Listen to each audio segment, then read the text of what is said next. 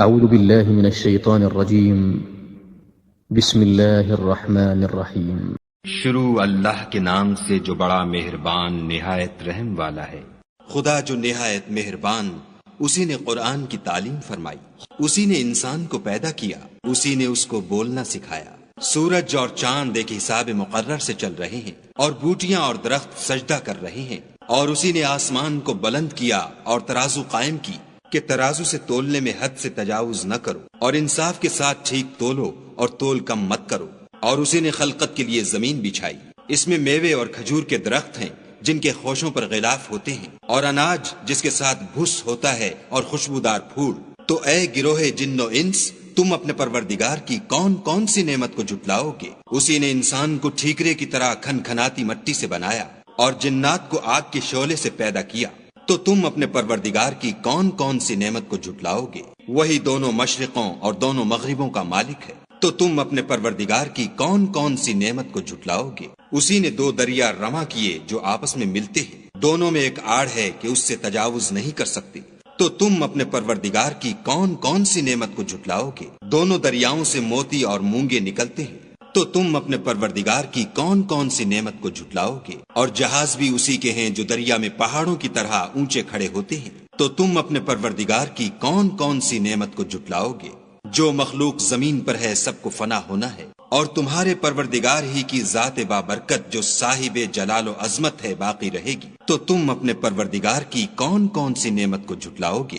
آسمان اور زمین میں جتنے لوگ ہیں سب اسی سے مانگتے ہیں، وہ ہر روز کام میں مصروف رہتا ہے۔ تو تم اپنے پروردگار کی کون کون سی نعمت کو جھٹلاؤ گے؟ اے دونوں جماعتوں، ہم عنقریب تمہاری طرف متوجہ ہوتے ہیں۔ تو تم اپنے پروردگار کی کون کون سی نعمت کو جھٹلاؤ گے؟ اے گروہ جن و انس، اگر تمہیں قدرت ہو کہ آسمان اور زمین کے کناروں سے نکل جاؤ تو نکل جاؤ، اور زور کے سوا تو تم نکل سکنے ہی کے نہیں۔ تو تم اپنے پروردگار کی کون کون سی نعمت کو جھٹلاؤ گے؟ تم پر آگ کے شعلے اور دھواں چھوڑ دیا جائے گا تو پھر تم مقابلہ نہ کر سکو گے۔ تو تم اپنے پروردگار کی کون کون سی نعمت کو جھٹلاؤ گے؟ پھر جب آسمان پھٹ کر تیل کی تلچھٹ کی طرح گلابی ہو جائے گا تو وہ کیسا ہولناک دن ہوگا۔ تو تم اپنے پروردگار کی کون کون سی نعمت کو جھٹلاؤ گے؟ اس روز نہ تو کسی انسان سے اس کے گناہوں کے بارے میں پرسش کی جائے گی اور نہ کسی جن سے۔ تو تم اپنے پروردگار کی کون کون سی نعمت کو جھٹلاؤ گے؟ گناہ گار اپنے چہرے ہی سے پہچان لیے جائیں گے تو پیشانی کے بالوں اور پاؤں سے پکڑ لیے جائیں گے۔ تو تم اپنے پروردگار کی کون کون سی نعمت کو جھٹلاؤ گے؟ یہی وہ جہنم ہے جسے گناہ گار لوگ جھٹلاتے تھے، وہ دوزخ اور کھولتے ہوئے گرم پانی کے درمیان گھومتے پھریں گے۔ تو تم اپنے پروردگار کی کون کون سی نعمت کو جھٹلاؤ گے؟ اور جو شخص اپنے پروردگار کے سامنے کھڑے ہونے سے ڈرا اس کے لیے دو باغ ہیں۔ تو تم اپنے پروردگار کی کون کون سی نعمت کو جھٹلاؤ گے؟ ان دونوں میں بہت سی شاخیں یعنی قسم قسم کے میووں کے درخت ہیں۔ تو تم اپنے پروردگار کی کون کون سی نعمت کو جھٹلاؤ گے؟ ان میں دو چشمے بہ رہے ہیں۔ تو تم اپنے پروردگار کی کون کون سی نعمت کو جھٹلاؤ گے؟ ان میں سب میوے دو دو قسم کے ہیں۔ تو تم اپنے پروردگار کی کون کون سی نعمت کو جھٹلاؤ گے؟ اہل جنت ایسے بچھونوں پر جن کے استر اطلس کے ہیں تکیا لگائے ہوئے ہوں گے، اور دونوں باغوں کے میوے قریب جھک رہے ہیں۔ تو تم اپنے پروردگار کی کون کون سی نعمت کو جھٹلاؤ گے؟ ان میں نیچی نگاہ والی عورتیں ہیں جن کو اہل جنت سے پہلے نہ کسی انسان نے ہاتھ لگایا اور نہ کسی جن نے۔ تو تم اپنے پروردگار کی کون کون سی نعمت کو جھٹلاؤ گے؟ گویا وہ یاقوت اور مرجان ہیں۔ تو تم اپنے پروردگار کی کون کون سی نعمت کو جھٹلاؤ گے؟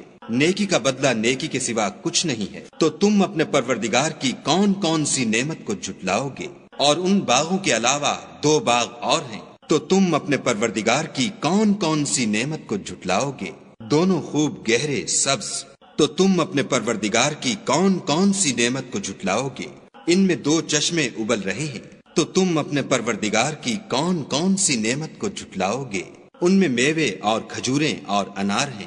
تو تم اپنے پروردگار کی کون کون سی نعمت کو جھٹلاؤ گے؟ ان میں نیک سیرت اور خوبصورت عورتیں ہیں۔ تو تم اپنے پروردگار کی کون کون سی نعمت کو جھٹلاؤ گے؟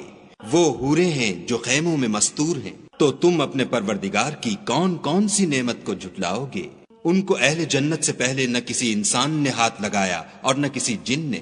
تو تم اپنے پروردگار کی کون کون سی نعمت کو جھٹلاؤ گے؟ سبز قالینوں اور نفیس مسندوں پر تکیہ لگائے بیٹھے ہوں گے، تو تم اپنے پروردگار کی کون کون سی نعمت کو جھٹلاؤ گے؟ اے محمد صلی اللہ علیہ وآلہ وسلم، تمہارا پروردگار جو صاحب جلال و عظمت ہے، اس کا نام بڑا بابرکت ہے۔